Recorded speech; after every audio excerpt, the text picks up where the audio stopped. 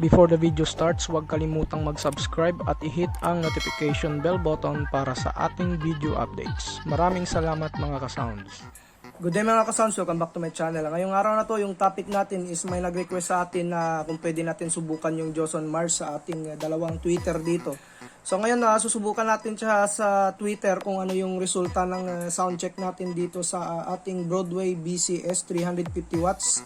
Kada Twitter na ito is 350 watts. So nabili natin ito sa Shopee yung Twitter na ito. So bali yung setup natin, lagyan natin siya ng mixer tapos crossover para ma-separate natin talaga yung Twitter, tapos nakasaksak lang yung ating Joss on Mars dito sa high ng ating crossover. So gumamit tayo ng crossover para at least safe na safe yung ating Twitter pag merong crossover. Bali ito yung ating Twitter, no? So dalawa ito yung iloload natin sa Joss on Mars. So subukan natin 350 watts ito. So bali yung bili ko nito is nakalimutan ko na, no, pero nasa 1,300 kasi yung dalawa nito nung binili ko.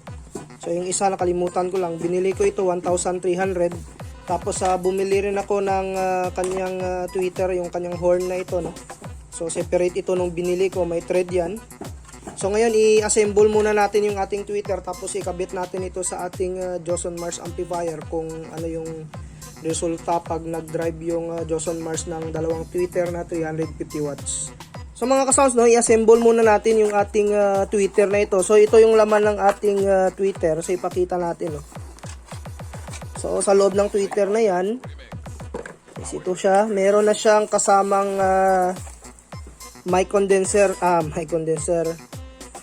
Meron na siyang kasamang condenser dito. So bali 2.2 microfarad, 250 volts MKP audio filler, no. So ito yung pag wala kayong crossover, dapat lagyan nyo talaga yung inyong Twitter ng condenser para ma-filter yung Twitter, no, hindi siya madaling masunog. So dahil sa may crossover naman tayong ikakabit, kaya hindi ko muna ito ikakabit kasi nga magso-soldering iron pa ito. Pag ikakabit ko lamang ito pag meron na tayong box sa ating Twitter, tapos may kasama na rin siyang mid-high. Ito yung ating Twitter, no. So ayan, ito yung kanyang magnet sa likod. Ito yung nakasulat, no, BCS 350 watts, 8 ohms yung ating Twitter compression driver unit. So yung paglagay nito is lalagay nyo lamang ito kahit anong size ng Twitter horn is same size lang naman yan, no? Standard size yan dito pag nilagay nyo dito sa mga thread ng Twitter. So ayan, no. So ayan. So nung binili ko ito is separate. Inuna ko muna yung horn bago ko bumili ng Twitter. So bagong bago pa kasi yung ating horn na ito. So ayan, counterclockwise, clockwise pala yung pag-ikot. Same lang sa parang screw. Same lang sa mga screw, no, pag so ayan. So ngayon ikakabit natin ito sa ating Joss on Mars. Subukan natin kung okay yung tunog nito. So bali kabit lang natin yung ating mga wires, no, sa ating Twitter. So yung red sa red. So ayan. Tapos yung black is sa black.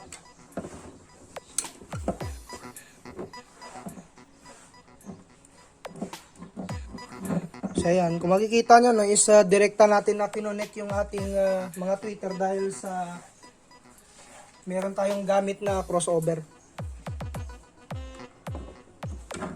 Red sa red.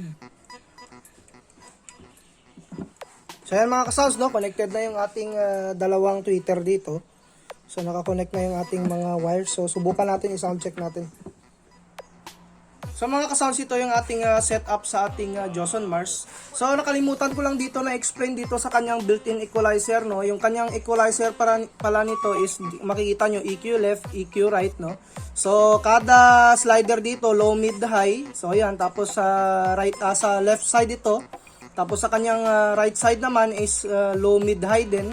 So makikita nyo, pinababa natin yung low at saka mid sa right side. Tapos sa left side, pinababa rin natin yung kanyang low at saka mid. So yung ating high lamang yung nakataas dito dahil sa high yung ating gagamitin.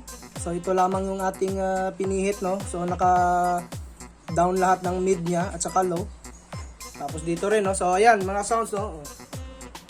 So ayan, i-focus lang natin.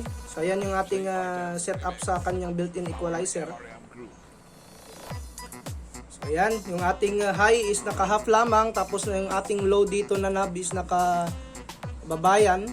So sa ating mixer naman is ito lamang yung setup natin. So dito na yung ating main control sa mixer.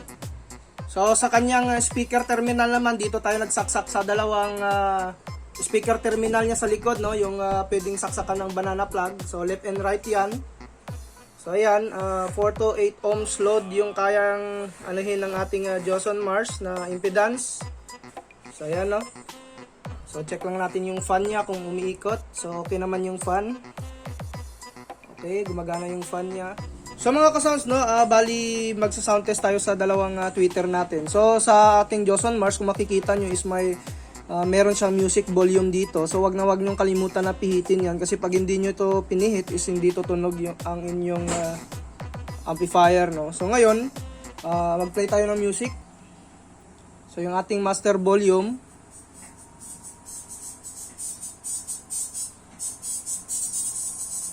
So ayan mga sounds, naka-half lang yung ating master volume.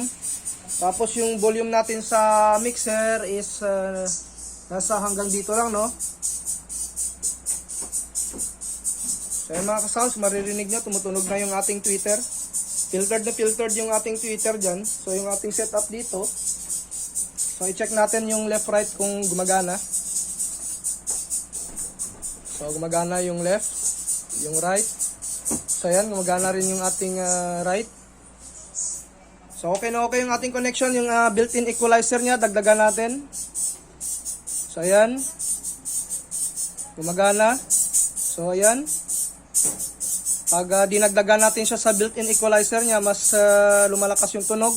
So adjust lang tayo, no, bawasan lang natin ng konti. So ayan mga ka-sounds, punta tayo dun sa ating dalawang Broadway na tweeter.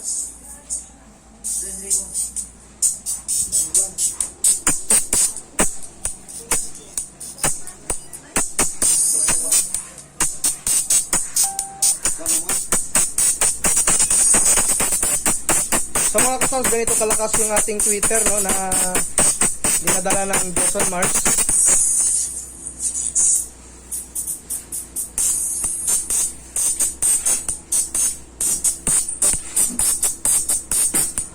So kung mapapansin nyo, filtered na filtered yung ating equalize, yung ating tweeter dito. Kahit na crossover lang yung ating gamit.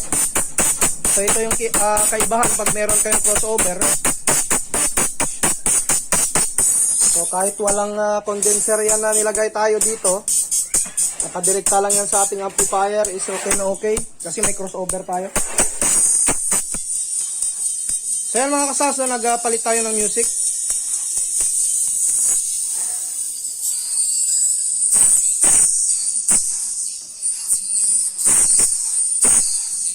So original music yung gamit natin nito. Pero sana hindi lang copyright siya, no.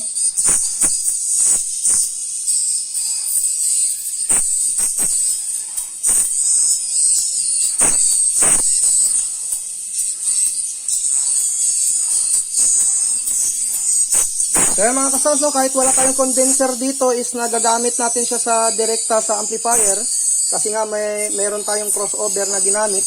So napipiltered ng crossover yung tweeter.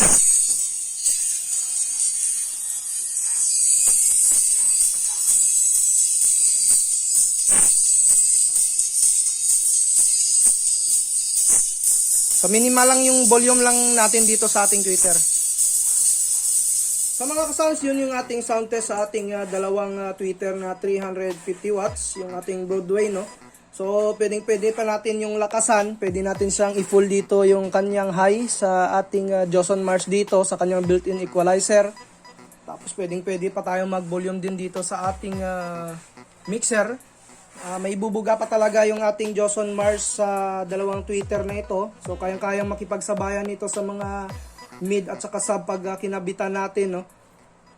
So shoutout natin sila ni Ronelo Sanchez, Dibuhista, Alwin Rojas, especially to Papo Bong Rojas, Ray El Amparo, Joven Amores, Ethel ni Batoob, Bangkula Sinabuota City, Rolly Moreno, especially to Rolly and Moreno family, Jonathan Ayado, especially to driver ng Pogo sa Island Cove, Cavite, Jerry Villanueva, Dylan Magsino, Marjon Fanega of Barangay Sagon, Makay Vlog, Arnel Venjola of Baguio City, Anthony Solomon, especially to Solomon and De Leon family, Richay TV, Jongjong Narciso of Calamba, Laguna, Rio Jade Mendoza, especially to Mendoza Mini Sound from North Caloocan, Manila, at si Lolita Barcoma. So maraming salamat sa suporta nyo mga ka-sounds. Sa mga ka-sounds, hanggang dito na lang yung ating sound check sa dalawang Twitter at sana na-satisfied kayo, no? At napakita na natin kung gaano ka quality yung ating Joson Mars na amplifier pagdating sa dalawang Twitter na load. So sa mga bagong nag-subscribe, huwag niyong kalimutan na i-hit yung notification bell button para sa mga video updates natin na i-upload.